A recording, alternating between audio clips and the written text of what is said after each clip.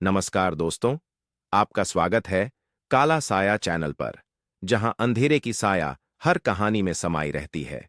यहां ऐसी रहस्यमयी, सनसनीखेज और डरावनी हॉरर स्टोरीज मिलेंगी जो रात के सन्नाटे में आपके रोंगटे खड़े कर देंगी और मन में छुपा डर बाहर आ जाएगा। अगर आप सच में डर का सामना करने की हिम्मत रखते हैं, तो इस चैनल को सब्सक्राइब करें, बेल आइकन दबाएं और इन डरावनी कहानियों को हमेशा पहली बार सुनें। वीडियो पूरी देखना मत भूलना, क्योंकि आखिरी पल में ही असली साजिश सामने आती है। और अगर हिम्मत है तो कमेंट में अपना नाम और जिला जरूर लिखें। शायद अगली रात हमारी कहानी में आपका नाम और शहर भी गूंज उठे। तो तैयार हो जाइए, क्योंकि डर काला साया बनकर आपके पास आने वाला है। कहानी शुरू होती है अब। कब्रिस्तान की रहस्यमयी चुड़ैल गांव भैरवपुर छोटा सा, शांत और पेड़ों से घिरा हुआ था। गांव के बाहर एक पुराना कब्रिस्तान था, जहां लोग रात को जाना तो दूर, उसके पास से भी निकलने से डरते थे। कहा जाता था कि वहां एक चुड़ैल की आत्मा भटकती है, जो रात में अकेले आने वालों को पकड़ लेती है। गांव के चार दोस्त, राजू, सोनू, अजय और दीपक, बहुत शरारती थे। उन्हें भूत प्रेत की कहानियों पर भरोसा नहीं था। एक दिन आपस में बहस करते हुए उन्होंने ठान लिया कि वे रात में कब्रिस्तान जाएंगे और सबको साबित करेंगे कि वहां कोई चुड़ैल नहीं है। रात का सफर रात के 12 बजे। चारों दोस्त टॉर्च और लालटेन लेकर कब्रिस्तान पहुंचे। चारों हंसते बोलते अंदर गए, लेकिन अचानक माहौल बदल गया। पेड़ों से हवा सरसराने लगी, कुत्तों के भौंकने की आवाजें सुनाई देने लगीं और चारों को लगा जैसे कोई उनका पीछा कर रहा हो। पहली झलक अचानक सोनू ने टॉर्च की रोशनी में देखा। सफेद कपड़ों में एक औरत पुरानी कब्र पर बैठी हुई थी। उसके लंबे खुले बाल थे, चेहरा ढका हुआ था और पैर पीछे की ओर मुड़े हुए थे। चारों के दिल की धड़कनें तेज हो गईं। राजू डर के मारे बोला, ये तो सच में चुड़ैल लग रही है। चुड़ैल का रहस्य वह औरत धीरे धीरे उठी और उनकी तरफ बढ़ने लगी। उसकी आंखें अंगारों जैसी लाल चमक रही थीं। चारों भागने लगे, लेकिन कब्रिस्तान का दरवाजा अपने आप बंद हो गया। चुड़ैल की आवाज गूंजी, भागोगे कहां? यह मेरी जगह है।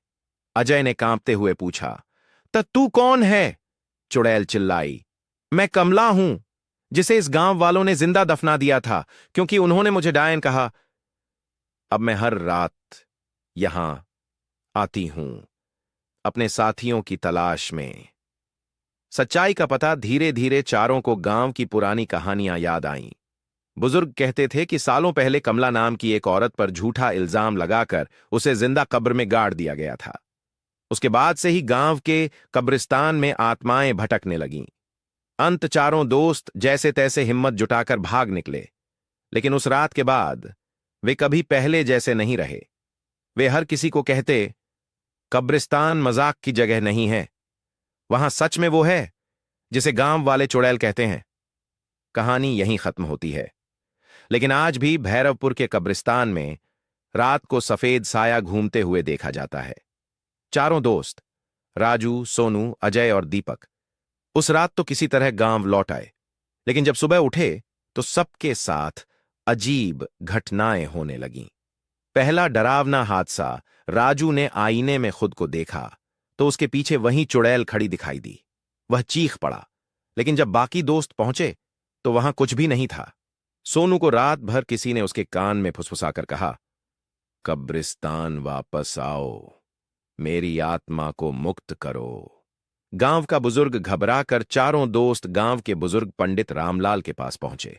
उन्होंने सुना और बोले, तुम लोगों ने तो हमें क्या करना होगा? पंडित ने गंभीर स्वर में कहा, कमला को इंसाफ दिलाना होगा, उसकी मौत का रहस्य जानना होगा, तभी उसकी आत्मा शांत होगी। रहस्य की गुत्थी चारों ने गांव के पुराने दस्तावेज खंगाले और पता चला कि कमला निर्दोष थी। असल में गांव के जमींदार ने लालच में उसकी जमीन हड़पने के लिए उसे डायन कहकर बदनाम कर दिया था। गांव वालों ने अंधविश्वास में आकर उसे जिंदा गाड़ दिया। फिर से कब्रिस्तान चारों ने तय किया कि वे कमला की आत्मा को मुक्त करेंगे। रात को वे फिर कब्रिस्तान पहुंचे। वहां फिर वहीं साया प्रकट हुआ, कमला की चुड़ैल। उसकी आंखें लाल जल रही थीं और आवाज गूंज रही थी। तुम फिर आ गए? राजू हिम्मत कर बोला। कमला बहन, हमने सच्चाई जान ली है। तुम निर्दोष थीं। हम गांव वालों को सब बताएंगे और तुम्हें इंसाफ दिलाएंगे। आखिरी। साया कमला रोने लगी। उसकी आंखों से खून के आंसू गिरने लगे।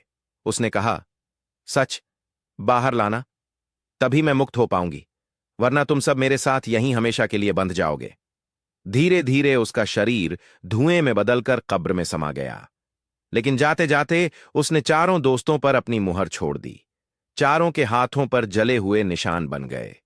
कहानी का मोड़ अब चारों के सामने बड़ा सवाल था। क्या वे गांव वालों को सच्चाई बता पाएंगे? क्या लोग मानेंगे कि उन्होंने कमला को गलत मारा था? और अगर गांव ने सच्चाई न मानी, तो क्या चुड़ैल हमेशा उनकी जिंदगी पर हावी रहेगी? कहानी को अब और आगे बढ़ाया जा सकता है, जहां चारों दोस्त गांव में सच उजागर करने की कोशिश करेंगे और चुड़ैल हर रात उन्हें डराकर याद दिलाएगी कि वक्त कम है। गांव में सच बताने की कोशिश। अगले दिन चारों दोस्तों ने गांव की चौपाल पर सबको इकट्ठा किया। राजू ने जोर से कहा, गांव वालों, कमला चुड़ैल नहीं थी। उसे जमींदार के लालच ने मारा। हमने खुद उसकी आत्मा से बात की है। लेकिन गांव वाले हंस पड़े। कोई बोला, ये चुड़ैल ने तुम्हें पागल कर दिया है। कोई बोला, हम सबको पता है कमला डायन थी, इसलिए उसे जिंदा गाड़ना पड़ा। गांव वाले सच मानने को तैयार नहीं थे। चुड़ैल का प्रकोप रात हुई। अचानक पूरे गांव में हलचल मच गई। कुएं से खून निकलने लगा, पेड़ अपने आप हिलने लगे और घरों की खिड़कियां जोर जोर से बंद खुलने लगीं। गांव के लोग डरकर चौपाल में इकट्ठा हो गए। अचानक आसमान में काले बादल छा गए और बिजली की चमक के साथ कमला की आत्मा प्रकट हुई। उसकी चीख से पूरा गांव हिल गया। तुम सबने मुझे धोखा दिया, अब मैं किसी को नहीं छोड़ूंगी। दोस्तों की आखिरी कोशिश सोनू डरते हुए बोला। राजू, अगर गांव वाले नहीं मान रहे तो हमें खुद ही उसका इंसाफ दिलाना होगा। चारों दोस्त कमला की कब्र पर गए और वहां दीपक ने जमीन खोदना शुरू किया। धीरे धीरे गांव में शांति। पर अधूरी कमला की आत्मा को इंसाफ दिलाने के बाद गांव में शांति तो लौट आई, लेकिन चारों दोस्तों के जीवन में अजीब घटनाएं होने लगीं। रात को जब भी वे आईना देखते तो उनके पीछे सफेद साया खड़ा दिखाई देता। दीपक के कमरे में आधी रात को खिड़की अपने आप खुल जाती और हवा में वही फुसफुसाहट गूंजती। तुम मेरे साथी हो, तुमसे बंधन कभी नहीं टूटेगा। पहला बलिदान। एक रात अचानक अजय गायब हो गया। सुबह गांव वालों ने उसकी लाश कब्रिस्तान के बीचों बीच पड़ी देखी। उसके शरीर पर वही जले हुए निशान फैल चुके थे। लोगों ने कहा, कमला मुक्त नहीं हुई। उसने अजय को अपने साथ ले लिया। बाकी तीनों दोस्त अब डर के साये में जीने लगे। बुजुर्ग पंडित का सच। पंडित रामलाल ने उन्हें बुलाया और गंभीर स्वर में कहा, कमला की आत्मा शांत हुई थी, लेकिन तुम्हारे शरीर पर लगे निशान असल में एक श्राप हैं। वह चाहती थी कि उसकी पीड़ा को कोई महसूस करे, और वह बोझ तुम चारों पर डाल गई। राजू ने घबराकर पूछा, तो अब हमें क्या करना होगा? पंडित ने कहा, या तो तुम उसकी तरह गांव छोड़कर भटकते रहोगे, या फिर कोई एक तुम में से अपनी जान देकर बाकी को मुक्त करेगा। गांव पर फिर से साया। उस रात गांव में फिर हलचल मच गई। पेड़ खुद ब खुद टूटने लगे, जानवर अजीब आवाजें निकालने लगे। लोगों को लगा कि चुड़ैल लौट आई है। राजू, सोनू और दीपक कब्रिस्तान में पहुंचे। वहां अचानक अजय की आत्मा उनके सामने आ गई। उसने कहा, मैं अब उसके साथ हूं। अब तुम में से अगला कौन आएगा? आखिरी संघर्ष। सोनू कांपते हुए बोला, नहीं, हमें उसकी आत्मा को पूरी तरह खत्म करना होगा। उसे मुक्त नहीं, नष्ट करना होगा। उन्होंने पंडित से सीखी अग्नि पूजा वहीं कब्रिस्तान में शुरू की। मंत्रों के साथ आग की लपटें उठीं। कमला की आत्मा चीखते हुए प्रकट हुई, साथ में अजय का साया भी। कमला चिल्लाई, तुम इंसाफ की बात करते हो और अब मुझे नष्ट करना चाहते हो तो मैं तुम्हें भी अपने साथ ले जाऊंगी। बलिदान दीपक ने हिम्मत करके खुद को आग में झोंक दिया और चिल्लाया, अगर किसी एक की जान चाहिए तो मेरी ले लो, बाकियों को छोड़ दो। आग की लपटें तेज हो गईं। कमला की आत्मा और अजय का साया उसी धधकती आग में समा गए। अंतिम परिणाम सुबह हुई। गांव शांत था। अब केवल राजू और सोनू बचे थे। उनके हाथों के जले हुए निशान भी मिट चुके थे। गांव वाले मान गए कि अब श्राप खत्म हो गया। लेकिन कुछ दिनों बाद सोनू ने देखा कि उसके कमरे की दीवार पर खुद ब खुद लिखा था, श्राप खत्म नहीं हुआ, अब तुम्हारी बारी है। सोनू का डर, दीपक के बलिदान के बाद राजू और सोनू सोच रहे थे कि सब खत्म हो गया है। लेकिन जब सोनू ने अपनी दीवार पर लिखा देखा, श्राप खत्म नहीं हुआ, अब तुम्हारी बारी है, तो उसकी हालत खराब हो गई। रात को उसे ख्वाब आने लगे। उसमें वह खुद को कमला की कब्र के अंदर बंद देखता। मिट्टी उसके ऊपर गिर रही होती और कोई चीख रहा होता, सोनू अब तू मेरी जगह ले। राजू की सच्चाई इधर राजू भी अजीब हो गया था। वह बार बार कब्रिस्तान की ओर खींचता चला जाता। सोनू ने एक रात उसका पीछा किया।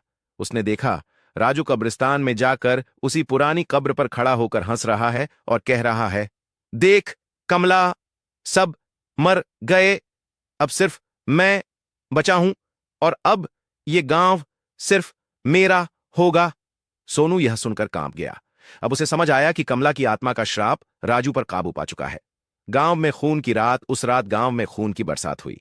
लोगों ने देखा कि राजू की आंखें लाल चमक रही थीं और उसके चेहरे पर वही चुड़ैल जैसी परछाई झलक रही थी। वह पागलों की तरह चिल्ला रहा था, अब मैं ही इस गांव का मालिक हूं, अब हर आत्मा मेरी गुलाम होगी। असल में कमला की आत्मा पूरी तरह खत्म नहीं हुई थी। वह राजू के शरीर में समा गई थी। अंतिम लड़ाई सोनू ने पंडित रामलाल से मदद मांगी। पंडित ने कहा, अब यह लड़ाई आसान नहीं है। राजू अब इंसान नहीं रहा, वह आधा इंसान और आधा चुड़ैल बन चुका है। सोनू ने साहस जुटाया और मंत्रों से भरे हुए त्रिशूल के साथ कब्रिस्तान में गया। वहां राजू अब चुड़ैल के रूप में खड़ा था। उसकी हंसी से पेड़ हिल रहे थे। सोनू बोला, राजू, ये तू नहीं है, ये कमला तुझ पर काबू कर चुकी है। राजू की आवाज गूंजी, अब राजू नहीं, सिर्फ कमला हूं मैं। अंतिम वार सोनू ने कांपते हाथों से त्रिशूल उठाया और राजू के सीने में घोंप दिया। राजू दर्द से चीखा और उसकी आंखों से खून की जगह काला धुआं निकलने लगा। कमला की आत्मा चीखते हुए धुएं में बदल गई और कब्रिस्तान की जमीन फट गई। राजू वहीं गिर पड़ा और उसकी सांसें हमेशा के लिए थम गईं। अधूरा श्राप, गांव शांत हो गया। लोग सोचने लगे कि अब सब खत्म हो गया है। लेकिन सोनू के हाथ पर एक बार फिर वही जला हुआ निशान उभर आया और उसके कान में धीमी आवाज गूंजी, श्राप कभी खत्म नहीं होता, अब तू चुना गया है। कहानी का अंतिम मोड़, गांव तो बच गया, लेकिन अब सोनू के अंदर धीरे धीरे चुड़ैल की आत्मा समाने लगी। और एक दिन वही सोनू गांव वालों के बीच खड़ा होकर मुस्कुराया। उसकी आंखें लाल चमक रही थीं। सोनू का बदलना, राजू की मौत के बाद गांव वाले समझ रहे थे कि अब सब शांत हो गया है। लेकिन सोनू के साथ अजीब घटनाएं होने लगीं। उसकी आंखें कभी कभी लाल चमकने लगतीं। उसके बाल अपने आप बढ़ने लगे। आधी रात को उसके कमरे से औरत की हंसी सुनाई देती। धीरे धीरे सोनू का चेहरा बदलने लगा और लोग उसे देखकर फुसफुसाने लगे, ये तो अब इंसान नहीं रहा, इसके अंदर वही चुड़ैल बस गई है। गांव का डर। एक रात गांव के कुएं का पानी अचानक काला हो गया। गांव के बच्चों को नींद में चलते चलते सोनू के घर की ओर जाते देखा गया और सुबह उन बच्चों में से दो रहस्यमय तरीके से गायब हो गए। गांव वालों को समझ आ गया, चुड़ैल अब सोनू बनकर जी रही है। सोनू की असली पहचान। सोनू अब गांव के बीच चौपाल पर गया और जोर से चिल्लाया, कमला अब मुक्त नहीं हुई, उसने मुझे चुना है, अब मैं उसका वारिस हूं। अब यह गांव नहीं, यह मेरा कब्रिस्तान है।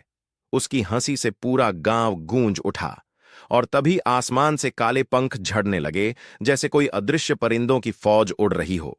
पंडित रामलाल की अंतिम चेतावनी। पंडित रामलाल कांपते हुए बोले, अब यह सिर्फ गांव की लड़ाई नहीं रही, यह आत्मा इतनी शक्तिशाली हो चुकी है कि अगर इसे नहीं रोका गया तो यह पूरे इलाके को कब्रिस्तान बना देगी। उन्होंने सोनू से कहा, अगर तू इंसान बचा है तो खुद को रोक ले, वरना तुझे उसी मिट्टी में गाड़ना पड़ेगा जहां से यह सब शुरू हुआ। लेकिन सोनू अब हंसते हुए बोला, पंडित, अब सोनू नहीं रहा, अब सिर्फ कमला का बदला बाकी है। नई दहशत की शुरुआत उस रात पूरे गांव में आग लग गई। लोगों ने देखा, सोनू हवा में उड़ रहा था, उसके हाथों से काला धुआं निकल रहा था, उसकी आंखें बिल्कुल कमला जैसी थीं। अब गांव वालों को समझ आ गया कि असली चुड़ैल कभी खत्म नहीं हुई थी, वह सिर्फ एक शरीर से दूसरे शरीर में जाती रहती है।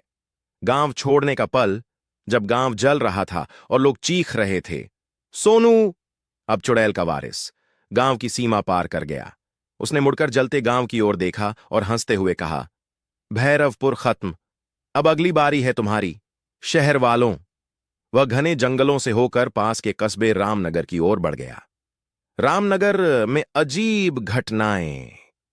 रामनगर में लोग बिल्कुल अनजान थे कि कौन सा डर उनके शहर में आने वाला है। स्कूल के बच्चों ने खेलते खेलते कब्रिस्तान जैसा गड्ढा देखा। रात को हॉस्टल की लड़कियों ने सुना, कोई लंबी छोटी वाली औरत उनके कमरे में घूम रही थी। औरतें आईने में देखती तो उनके पीछे लाल आंखों वाली छाया खड़ी दिखाई देती। लोग इसे वहम समझकर भूल जाते, लेकिन असली खेल तो अब शुरू होना था। सोनू का नया रूप, सोनू अब बिल्कुल बदल चुका था। दिन में वह एक साधारण नौजवान लगता, लेकिन रात को उसका चेहरा भयानक औरत में बदल जाता। कभी उसकी आवाज औरत की होती, कभी मर्द की। लोग उसे पहचान ही नहीं पाते, क्योंकि वह किसी भी इंसान का रूप धारण कर सकता था। नए शिकार की तलाश। एक दिन सोनू, चुड़ैल, रामनगर की कॉलेज लाइब्रेरी में गया। वहां 4 दोस्त, अमित, पूजा, करण और निशा बैठे थे। सोनू ने उन्हें घूरते हुए कहा, कब्रिस्तान में आए हो कभी? वहां सच्चाई छुपी है। चारों हंस पड़े। करण बोला, भूत प्रेत जैसी कोई चीज नहीं होती। सोनू की मुस्कान और चौड़ी हो गई। उसने धीमी आवाज में कहा, यही तो सब कहते हैं, जब तक खुद शिकार न बन जाएं। पहला शिकार अगली रात करण हॉस्टल से गायब हो गया। सुबह उसकी लाश कॉलेज गार्डन में मिली, चेहरे पर वही जले हुए निशान। अब बाकी तीनों दोस्त डर गए।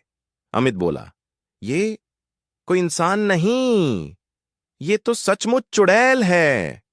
अगले भाग का संकेत। अब रामनगर के ये 3 दोस्त सच जानने की कोशिश करेंगे और धीरे धीरे उन्हें पता चलेगा कि यह वही श्राप है जो भैरवपुर गांव से शुरू हुआ था। 3 दोस्तों की बेचैनी, करण की मौत ने सबको हिला दिया। पूजा, निशा और अमित हॉस्टल के कमरे में बंद होकर बैठ गए। पूजा रोते हुए बोली, करण तो हमेशा कहता था भूत प्रेत झूठ हैं, लेकिन उसकी लाश पर वहीं जले हुए निशान थे। ये आखिर है क्या? अमित बोला, ये सब कब्रिस्तान से जुड़ा है। जिसने करण को मारा वो इंसान नहीं, कोई आत्मा है। रहस्यमयी किताब। निशा ने लाइब्रेरी से एक पुरानी किताब निकाली जिसमें लिखा था, भैरवपुर नाम के गांव में एक चुड़ैल का श्राप फैला हुआ है। उसकी आत्मा किसी भी इंसान के शरीर में समा सकती है, और जब तक कोई खुद को बलिदान न दे, श्राप खत्म नहीं होता। पूजा कांप गई। मतलब वो चुड़ैल अब यहीं है, हमारे शहर में। सोनू का प्रकट होना। अगली रात हॉस्टल में बिजली चली गई। अमित ने टॉर्च जलाई तो देखा, दरवाजे पर एक साया खड़ा था। वही सोनू, लेकिन उसका चेहरा आधा इंसान आधा औरत था। उसकी आंखें लाल और बाल खुले हुए हवा में उड़ रहे थे। वह हंसते हुए बोला, तुम्हें करण की मौत पर यकीन नहीं हुआ? तो अब अगला नंबर किसका है? भागते भागते कब्रिस्तान तीनों जान बचाने के लिए भागे और रामनगर के पुराने कब्रिस्तान में पहुंच गए। वहां पेड़ सूखे हुए थे और मिट्टी से सड़ांध आ रही थी। अचानक हवा में वही फुसफुसाहट गूंजी, तुम भी वही गलती कर रहे हो जैसे भैरवपुर वालों ने की थी। कब्र का सच अमित ने देखा कि एक पुरानी कब्र खुद ब खुद खुल रही है। उसमें से वही नाम उभर आया, कमला, और उसके पास सोनू खड़ा था। धीरे धीरे उसकी शक्ल बदल रही थी। अब सोनू पूरी तरह औरत के रूप में था। लंबे बाल, सफेद कपड़े, उल्टे पैर और लाल आंखें। उसने चिल्लाकर कहा, अब इस शहर में मेरी हुकूमत होगी। तीनों की कसम अमित ने मुट्ठी भींची और कहा, नहीं, हम तुझे भैरवपुर की तरह फैलने नहीं देंगे, चाहे जान चली जाए पर तुझे रोकेंगे। पूजा और निशा भी उसके साथ खड़ी हो गईं। अब तीनों का सामना उस चुड़ैल से था जिसका श्राप पीढ़ियों से इंसानों को खा रहा था। तांत्रिक की तलाश अमित, पूजा और निशा ने तय किया कि अकेले चुड़ैल से लड़ना असंभव है। वे गां। तांत्रिक का सच भैरवनाथ राख का गोला बना रहा था, लेकिन तभी अमित को कुछ अजीब महसूस हुआ। उसने देखा कि तांत्रिक के मंत्र चुड़ैल को कमजोर करने के बजाय और ज्यादा शक्तिशाली बना रहे हैं। पूजा चीख उठी, अमित, ये हमें बचा नहीं रहा, ये चुड़ैल को ताकत दे रहा है। भैरवनाथ जोर से हंसा। सही कहा लड़की, असल में यह श्राप मेरे खानदान की तंत्र शक्ति का हिस्सा है। मैंने ही कमला की आत्मा को इस कब्रिस्तान में बांधा था ताकि सदियों तक लोग डरें और मेरी पूजा करें। अब निशा का शरीर मिल गया है, चुड़ैल और मैं मिलकर अमर हो जाएंगे। निशा की आत्मा की जंग निशा के अंदर से अचानक उसकी असली आवाज सुनाई दी। नहीं, मैं अपने दोस्तों को मरने नहीं दूंगी। वह अंदर ही अंदर चुड़ैल से लड़ने लगी। उसकी आंखों में लाल और सफेद रोशनी टकराने लगी। अमित और पूजा उसे पकड़कर जोर से चिल्लाए, निशा, तू अकेली नहीं है, हम तेरे साथ हैं। बलिदान का पल भैरवनाथ ने खंजर उठाया और निशा के माथे पर वार करने ही वाला था कि अमित उसके सामने कूद गया। खंजर अमित के सीने में धंस गया। अमित ने खून से भीगी सांसों में कहा, अगर किसी की आत्मा लेनी है तो मेरी ले ले चुड़ैल, मेरी दोस्त को छोड़ दे। अचानक तेज हवाओं का तूफान उठा। अमित की आत्मा चमकते हुए निशा के चारों ओर फैल गई। चुड़ैल चीखने लगी, नहीं, ये बलिदान मेरे श्राप को तोड़ देगा। श्राप का अंत, निशा जमीन पर गिर गई और उसके शरीर से धुएं की तरह चुड़ैल की परछाई बाहर निकली। वह परछाई कुछ पल तड़पी और राख बनकर बिखर गई। भैरवनाथ गुस्से में चिल्लाया, तुमने सब बर्बाद कर दिया, अब मेरी शक्ति खत्म हो जाएगी। लेकिन उसी वक्त आसमान से बिजली गिरी और भैरवनाथ जलकर राख हो गया। आखिरी विदाई निशा और पूजा ने अमित की लाश को अपनी गोद में लिया। अमित मुस्कुराते हुए बोला, दोस्ती का मतलब यही है कि हम एक दूसरे के लिए जीते हैं और अगर जरूरत पड़े तो मरते भी हैं। उसकी आंखें बंद हो गईं। पूजा और निशा फूट फूट कर रो पड़ीं। कहानी का अंत। गांव में अब कब्रिस्तान का श्राप टूट चुका था।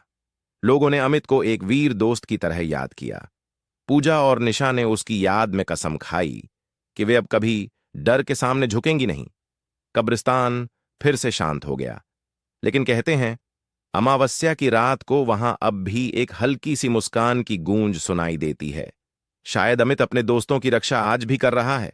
गांव में शांति या भ्रम। अमित की मौत और भैरवनाथ के अंत के बाद गांव में सब कुछ सामान्य लगने लगा।